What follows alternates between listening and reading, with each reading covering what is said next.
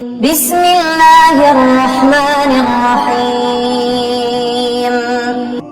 ہمارا روزانہ دن میں کئی بار مختلف لوگوں، مختلف چیزوں، مختلف احساسات اور مختلف رویوں سے واسطہ پڑتا ہے۔ ضروری نہیں ہے کہ ہمارا ہمیشہ پازیٹیو لوگوں یا پازیٹیو چیزوں سے ہی واسطہ پڑے، کیونکہ یہ واسطہ ہماری مرضی پر منحصر نہیں ہوتا۔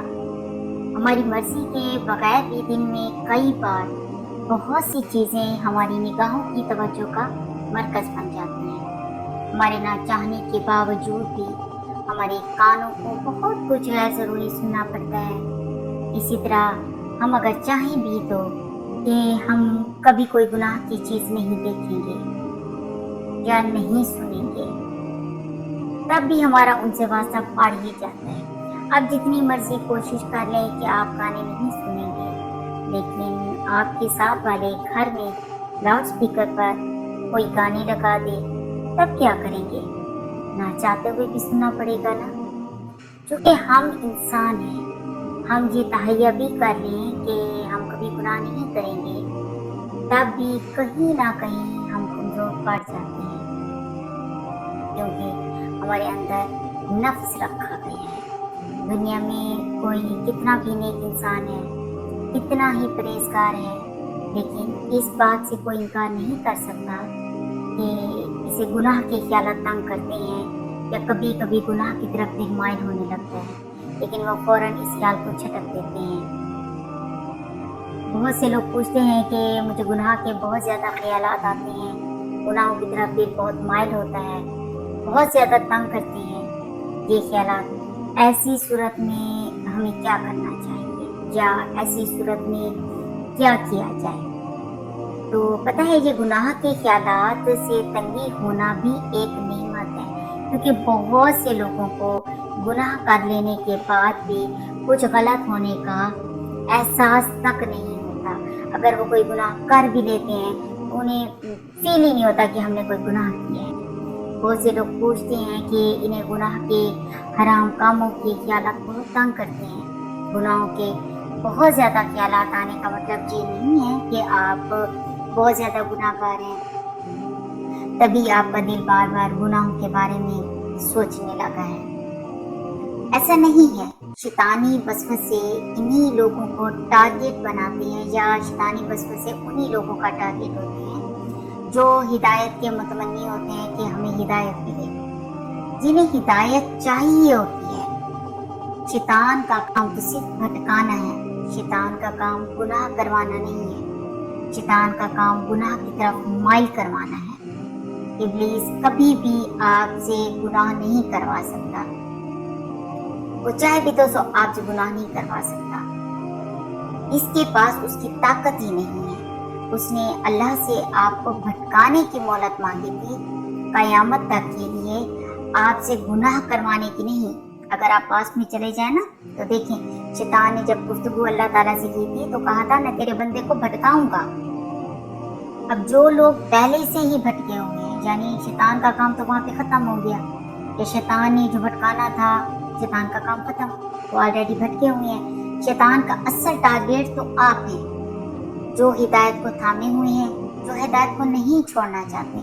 تبھی تو آپ تنگ ہو رہی ہیں ان وسوسوں سے، تبھی تو شیطان بھی آپ پر اور زیادہ زور لگا رہا ہے، اور تبھی تو آپ زیادہ تنگ ہو رہے ہیں۔ پتہ ہے، اللہ تعالیٰ نے قرآن پاک میں اس بارے میں سورہ اعراف میں اپنے ان بندوں کے لیے فرمایا ہے جو ہدایت کے متمنی ہے کہ، اور اگر آپ کو کوئی وسوسہ شیطان کی طرف سے آنے لگے تو اللہ کی پناہ مانگ لیا کریں۔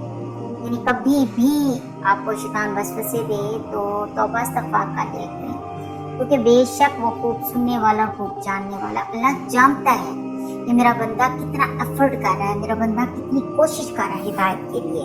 اور آپ لوگ یقین رکھیں، یہی ایفرٹ ہی کام۔ آپ کو جب بھی کوئی وسوسہ یا گناہ کا خیال ستانے لگے تو آپ نے سب سے پہلے یہ سوچنا ہے کہ شیطان کبھی بھی آپ سے گناہ نہیں کروا سکتا، اس کی جرات ہی نہیں ہے۔ وہ صرف آپ کے دل میں برے خیال ڈالے گا، اور جو خیالات ہیں اس نے آپ کی صلاحیتوں کو تباہ کر کے رکھ دیا۔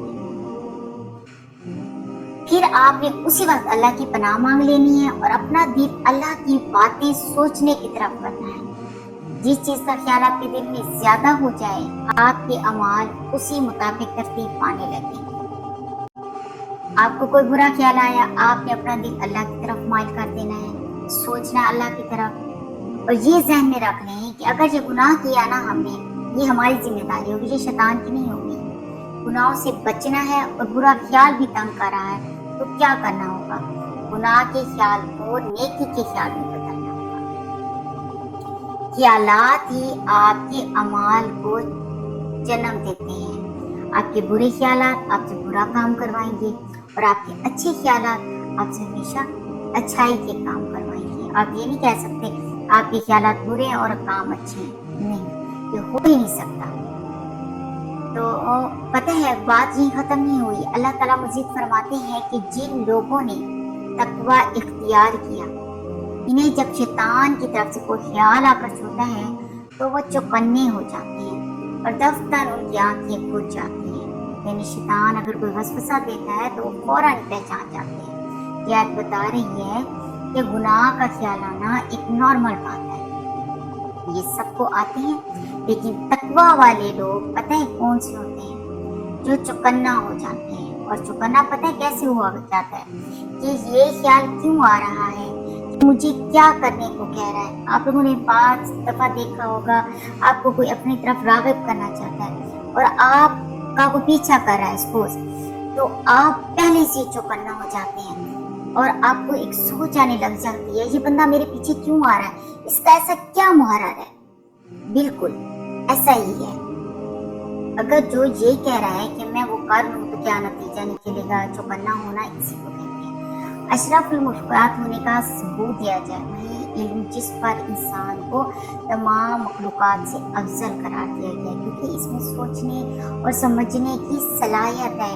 انسان کو علم و عقل سے نوازا گیا ہے، دنیا کی کسی بھی مخلوق کو اس صلاحیت سے نوازا ہی نہیں گیا کہ اس کو علم دیا گیا ہو یا اس کو سمجھ بوجھ دی گئی۔ جب انسان اس عقل کو استعمال میں نہیں لاتا تب وہ آسانی سے بھٹک سکتا ہے، تب وہ پھر اشرف المخلوقات کا شرف بھی کھو دیتا ہے اور تب ہی پھر ابلیس کا بھی بشر کو گمراہ کرنا آسان ہو جاتا ہے۔ اب اس کی مثال میں آپ کو اس طریقے سے دیتی ہوں، ایک برتن ہے وہ پڑا ہوا ہے، آپ اس کو یوٹیلائز نہیں کرتے، آپ اس کو استعمال نہیں کرتے تو وہ کیا ہو جائے گا، وہ خراب ہو جائے گا۔ تو بالکل اسی طریقے سے ان حالات میں آپ اپنے دماغ کو استعمال ہی نہیں تو آپ کیا توقع رکھ سکتے ہیں کہ جب شیطان آپ کو پھانسے دے گا آپ اپنا بچاؤ نہیں کر پائیں گے۔